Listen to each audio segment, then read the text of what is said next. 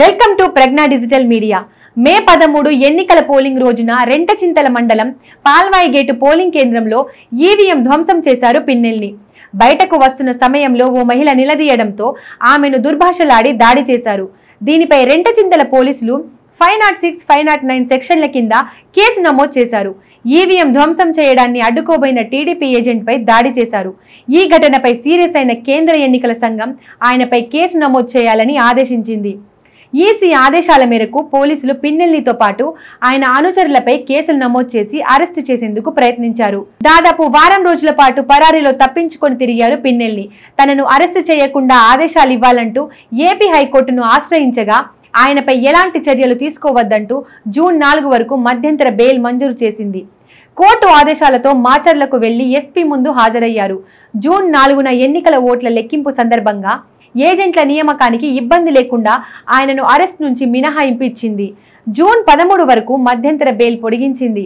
తర్వాత మరోసారి ఆయన మధ్యంతర బెయిల్ని జూన్ 20 వరకు పొడిగిస్తూ విచారణకు ఆదేశించింది.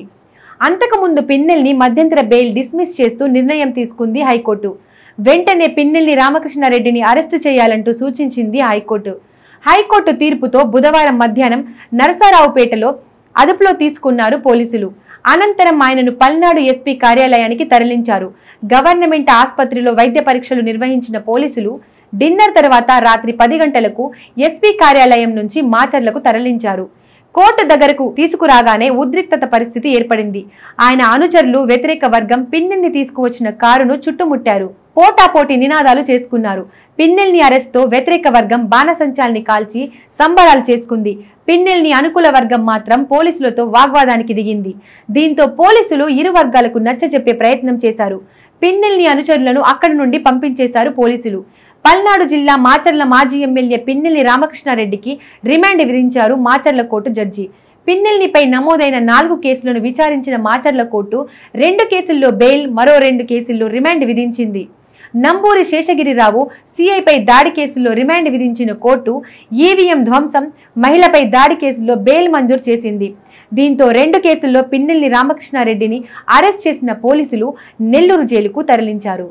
Please subscribe Pragna Media. Please like, share, subscribe to Pragna Media. Pragna Media, please do like, share and subscribe. Please subscribe to Pragna Media. Please like, share and comment if you like the video. Pragna Media.